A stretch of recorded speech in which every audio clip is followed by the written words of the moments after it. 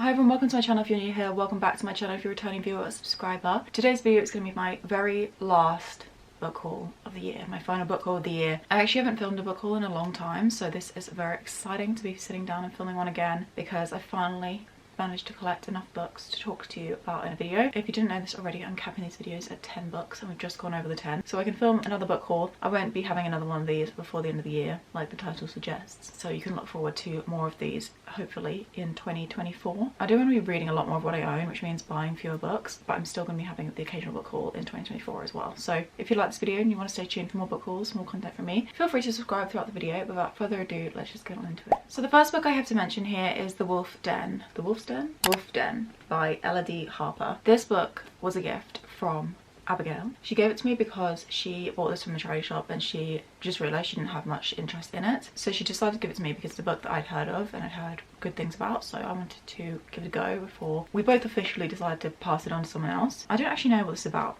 but I just have heard good things, so let's see. Amara was once a beloved daughter until her father's death plunged her family into penury. Now she is owned by a man she despises and lives as a slave in Pompey's infamous brothel, her only value the desire she can stir in others. But Amara's spirit is far from broken. Sharp, resourceful, and surrounded by women whose humour and dreams she shares, Amara comes to realise that everything in the city has its price, but how much will her freedom cost? The Wolf Den is the first in a trilogy of novels reimagining the lives of women in Pompeii. That is really fun. I actually thought this was like a mythological retelling. It's historical fiction and it's, oh my gosh, the cover of book 2 is stunning.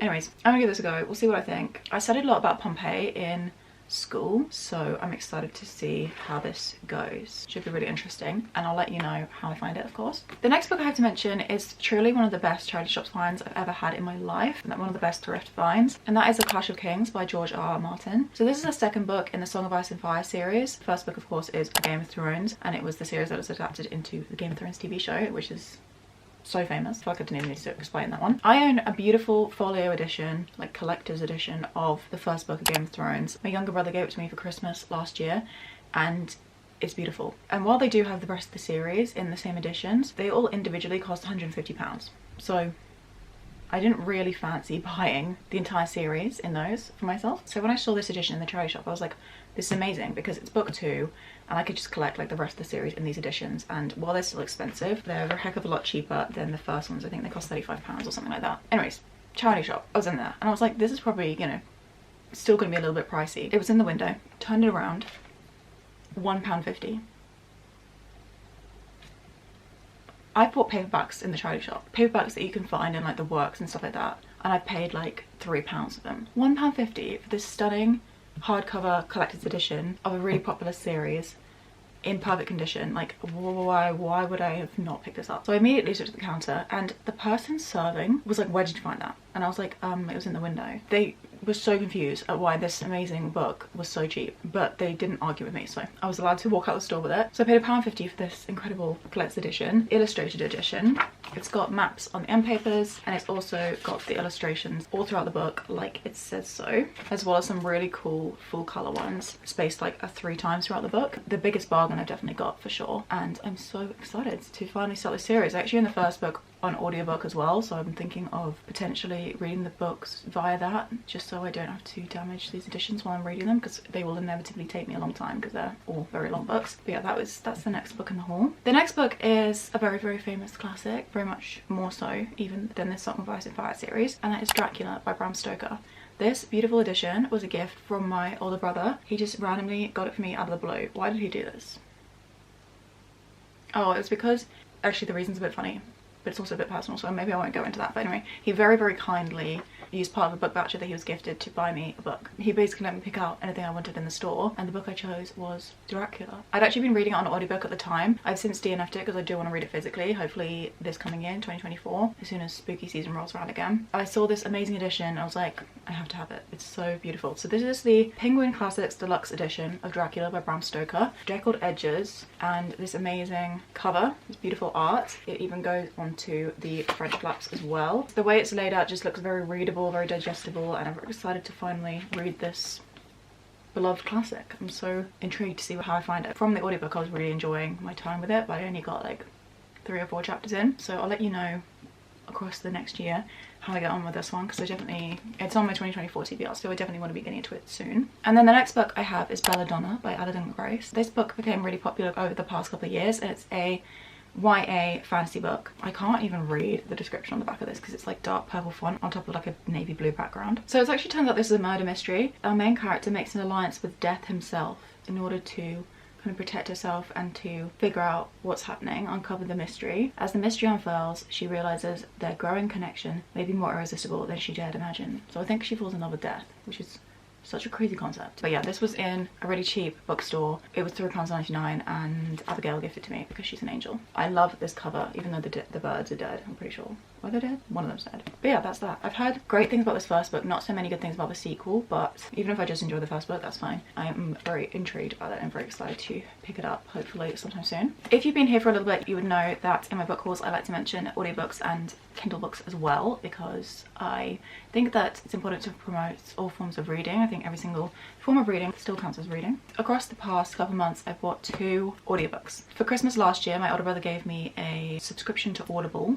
and it was 12 credits, so it was like essentially 1 book per month. For some reason, actually I do know the reason. Basically, I've been letting the books pile up because I just can't make a decision. I feel like because there's only 12 of them, there's so much weight on each one I decide to buy. So because my time is running out on choosing what to buy, I've decided to just go with my gut and just get whatever feels right. So I've picked up 2 audiobooks back to back of ones which across the year I'm kind of debating on whether I will get them or not. And the reason why I'm not sure about them is because I own them physically, but I thought that if I own the audiobook, I'd be able to get through them easier, obviously. So the first book is Becoming by Michelle Obama. This is a book I found in the charity shop. Beautiful condition. This hardcover. I've heard so many good things about this audiobook because Michelle Obama herself narrates it. I paid £4.50 for this book. That's so expensive. There I was just saying like the most expensive in a charity shop was £3, but £4.50? £4.50 for this when I got a Clash of Kings for £1.50. That's crazy. I do want to read this. I just think it's very long and I would prefer to read it through the audiobook. Like I said, it's literally one of the best audiobooks, one of the most highly rated audiobooks of all time, just simply because of Michelle's narration. I love how we're on first name basis. And the other audiobook I bought is The Goldfinch by Donna Tartt, and again this is because this book is enormous. I've heard so many good things about it, but I just can't see myself ever getting around to actually picking it up, which is such a shame because I am interested in it. I just think that it's going to be a massive effort and take a very long time to get through. It's one of those books I've heard that, in spite of its length, is definitely like worth the investment of your time. This is actually a beautiful first edition of this book. So it's got this little like picture stuck in the cover. So fun. Those are only in the first edition hardcovers of The Goldfinch. Again, this was a charity shop book, so I paid £2.49 for it. I don't really mind the fact that I decided to pick this one up on audio as well because I'm still happy to own the book physically. So I told you that recently I went to Ireland. I do have a video in the works that's coming about that trip. It's just slow because it's like a reading vlog combined with the trip, and I haven't finished the book that the reading vlog's about. So as soon as that's done, I'll quickly get that video up for you. But in Ireland, I did buy a couple of books, very excitingly. I got them both from a bookstore called Chapters, which is amazing. It's this massive store in Dublin. It basically had like a proper normal bookstore section, and then at the back it had this huge, like ginormous section, discounted used books. I mean, I genuinely spent over an hour in that store. Truly probably the biggest bookstore I've ever been in. I've been in Strand, but this one was just like enormous in terms of like actual space, not in terms of like the shelves and stuff, but yeah. So the first book that I bought was Prozac Nation by Elizabeth Wurtzel. Prozac Nation, Young and Depressed in America. This is a number one New York, no what? A New York Times bestseller. What am I even talking about? Obviously, I already knew that it was a popular book. And then I followed this girl on Instagram. Her username is The Girl Who Reads in the Metro, I think. I don't know. I'll have her Instagram account linked down below. But she read this book for a book club and she rated it. I think she gave it 5 stars actually. So I've heard very good things about it generally, and also very good things about someone who I follow and whose recommendations I trust. So I decided to pick this one up. It cost £4.99, which is quite expensive for a second-hand book. I'd never seen it in bookstore before, so I decided to kind of just snap it up and see what I think. This year very much got into non-fiction, particularly memoirs, and this is what this is. So I'm excited to see how I find it. It's also got a depiction of depression. I've read very few books which feature that. I think it would be a comfort to see how someone else deals with that. So that is that book. The next book and the final book that I bought in Chapters was Everything I Know About Love by Dolly Alderton. So this is a very, very popular, again, memoir by Dolly Alderton, who is a columnist in Sunday Times Style magazine. This book is so well loved, like a lot of people's favorite book of all time, like #1 favorite book of all time. So when I saw this book in the store, and when I saw that it was signed, immediately snapped it up. Again, this was $7.99, expensive for a second-hand book,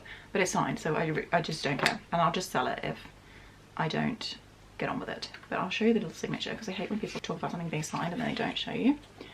That is her little signature there. The other thing about this book is that this is the US edition. The UK edition is neon yellow, and for that reason alone I never want to pick it up. Finding a signed copy in the beautiful blue edition, it had to come home with me. So the final two books in this book haul are both books that I bought in America. I went to Florida recently. I'll have the vlog linked up above and also down below if you're interested in seeing that trip and seeing my adventures in the bookstores. I went to 3 bookish places: Target, and I went to Costco, which also sells books, which is crazy, and then I also went to Barnes & Noble, of course.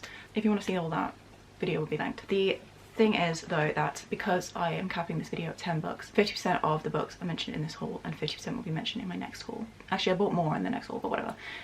Basically this is a very small kind of representation of how many books I bought in America, but you'll be seeing them soon if you decide to stick around. So the first book I bought in Target, and that is Cry in H Mart by Michelle Zauner. This book is another memoir. I know, I'm kind of getting a bit carried away here. I really wanted to pick this book up in America specifically because the American cover is so far superior to the UK one. Again, UK one is yellow and the image is just not as cool as these like noodles being shared. Memoir about Michelle Zauner's life obviously, but also particularly her relationship with her mum, who has since passed away. It's about their relationship, about their culture, about the time they spend together, and particularly the time they spent bonding together over food. How that's so closely interlinked with their culture and with what Michelle Zauner like thinks of as home. This author is also in a band called Japanese Breakfast, which I've actually listened to music of before I put this book up, before I even knew that she wrote a book. Actually, I didn't even think she'd written this book, but whatever. Either way, heard so many good things about this. I'm very excited to get into it, and I'm so happy that I have the cover that I much prefer. This was also very kindly a gift from my mum. Target have 20% off books. I had to get one. And then the final book was one of the books that I bought in Barnes & Noble. So this one was buy one get one 50% off. I bought another book with this one, but unfortunately it's going to be in my next haul, not in this one. That is Archer's Voice by Mia Sheridan. I've heard so many good things about this book. This comes so highly recommended, like so many of the other books I'm mentioning, or I have mentioned in this video. This book is a contemporary romance book and it's following Archer. What's the name of the FMC? Bree. Bree moves to a small town, and in the town she sees Archer, and Archer doesn't speak. The town actually believe that he's mute, I think. Is that correct? Anyways, no one has anything to do with him because he's a bit of an outcast in the town. And Bree actually makes the effort to speak to him, and she communicates with him via sign language, and you kind of discover a bit of Archer's past and also a bit of Bree's. I read a Mia Sheridan book this year. I read Most of All You, and I absolutely loved it. I gave it 4 stars. So I'm really excited to pick up another one of hers. I think they tend to follow a bit of a similar narrative in like 2 broken people coming together and falling in love. What I really appreciated in Most of All You was that the characters are not fixed by being together. They want to fix themselves, partially for themselves and also partially for each other. So Most of All You was 2 broken people coming together, but they actually like temporarily separated to work on themselves before they obviously ended up happy ever after. So I like the whole narrative, so I'm excited to dip into Mia Sheridan's more popular book. Also, I do believe, yeah, this is one of the top 100 romance novels of all time, which is insane. And I don't feel like we talk about that enough. That's Archer's Voice by Mia Sheridan. I'm so excited to finally found it because it's very difficult to get here in the UK. You can get it on Amazon and stuff, but then it's cost a lot of money, so happy to pick that up in America. So there you have it. If I've counted correctly, those are the 10 books I recently brought into my life. Hope you enjoyed the video. If you did, please make sure to give it a thumbs up because that's how I can tell. I'll see you in a couple of days for another video. From now on, a lot of the content is going to be end of year like wrap up stuff, which I'm so excited about because it's my favourite time of year for making and watching booktube videos because I just have so many content ideas, and so do so many other people, so they're all putting out a lot of great stuff, a lot of very enjoyable, informative videos. So don't worry, I'll be back very soon, although maybe you're not worried, maybe you want to run as far as possible. But anyways, if you do want to stick around, please do. I really appreciate it. But without further ado, I will leave you in peace. Bye bye.